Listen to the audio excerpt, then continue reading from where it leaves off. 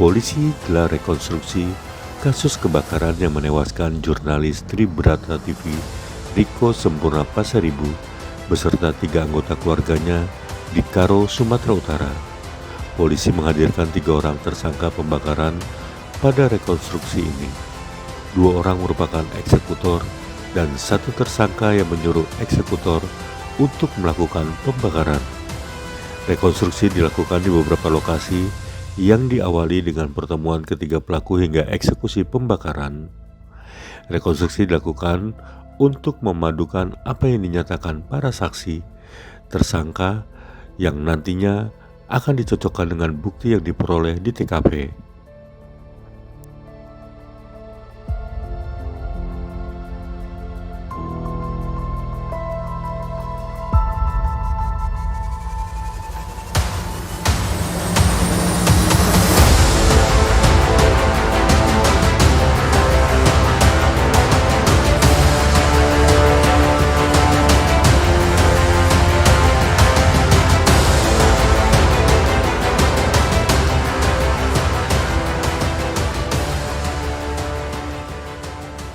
Kepada Pemdam 1 Bukit Barisan agar bergerak cepat mengusut kasus yang menimpa keluarga saya ini, agar oknum TNI yang saya yakini terlibat dalam kasus ini agar diperiksa, dan bila dia bersalah, beri dia hukuman yang setimpal dengan diperbuatnya. Karena 4.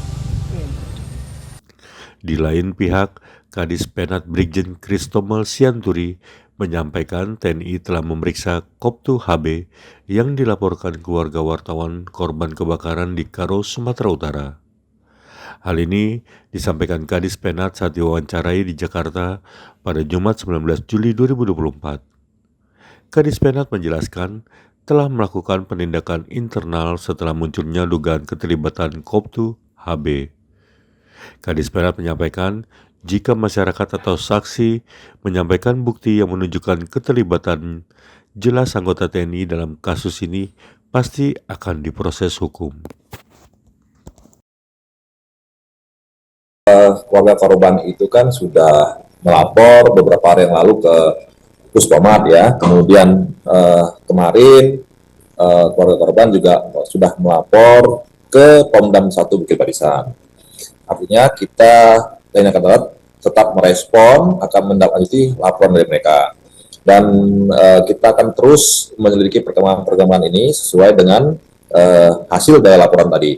Tapi kita juga tetap menunggu hasil dari penyelidikan kepolisian. Kan kita mengapresiasi kinerja dari kepolisian, dalam hal ini Polda Sumatera Utara, sudah berhasil mengungkap dan menangkap 3 orang, 2 orang sebagai eksekutor dan 1 sebagai penyuruhnya.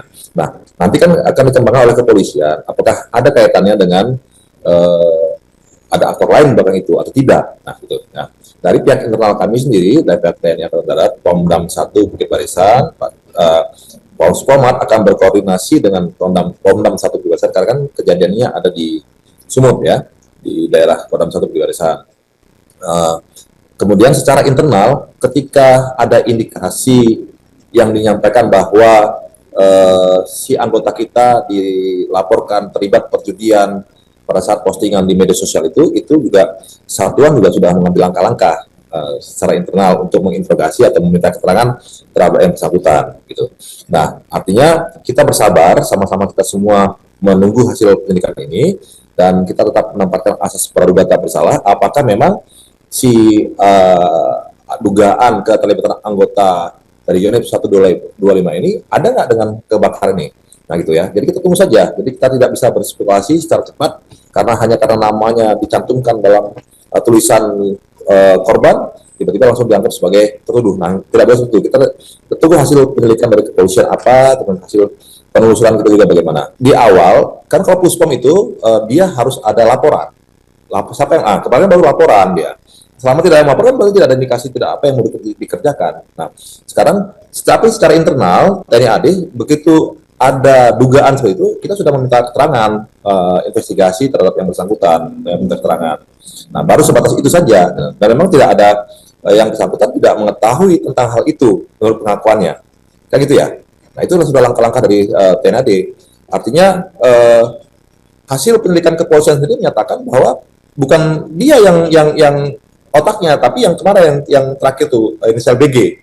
Nah kita tunggu saja apakah memang ada tersangka-tersangka lainnya dari pihak kepolisian yang bisa artinya kita membuka misteri ini gitu. Bahwa begitu ada indikasi laporan menyatakan bahwa anggota kita terlibat, itu kan satuannya sudah melakukan langkah-langkah. Nah, kebetulan Batalion 125 ini kan sudah sedang bertugas di Papua, sehingga danremnya yang berada satuan atasnya di atas batalion itu yang menindaklanjuti. Karena dia kan di bawah Korem 023 Kawal Samudra. Nah, sudah kita minta keterangan bagaimana hubungan dia dengan si korban, kemudian apa kaitannya sehingga bisa dia diisukan atau diduga untuk terlibat seperti itu. Nah, hasil-hasil itu tadi kan nanti akan kita sinkronkan. Apakah betul dari hasil penyelidikan kepolisian menyatakan bahwa dia terlibat atau tidak?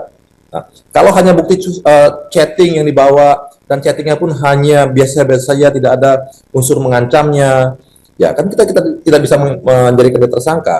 Gitu. Tapi kalau memang ada masyarakat, ada saksi, ada bukti yang menyatakan bahwa ada keterlibatan jelas anggota kita, pasti kita akan proses hukum dia, gitu ya. Dan kita tidak, pemilihan kita TNI Angkatan Darat sudah jelas bahwa kalau melanggar hukum pasti kita proses hukum sesuai aturan perundang-undangan berlaku. Tapi kita menunggu hasil penyelidikan kepolisian apa. Kemudian kita sendiri masih Puspom juga masih Pomdam 1 juga masih terus menelusuri ini. Kan katanya ada bukti-buktinya. Nah sekarang bukti-buktinya itu apa dari pihak keluarga? Oh, kemarin katanya ada screenshot chattingan. Nah, kita selidiki chattingannya. Apakah betul WHB? Apakah itu chattingan mengancam? Apa hanya biasa-biasa saja? Gitu ya. Terus misalnya, siapa yang meminta untuk men-take down beritanya? Apakah HB yang minta? Mana buktinya? Kepada siapa yang diminta? Pemretnya misalnya, siapa namanya? Kan harusnya link itulah yang nanti akan kita hubung-hubungkan. Ya, makanya saya bilang tadi, jangan kita terlalu dini cepat ambil kesimpulan sebelum ada bukti-bukti yang kuat menyatakan bahwa dia yang terlibat.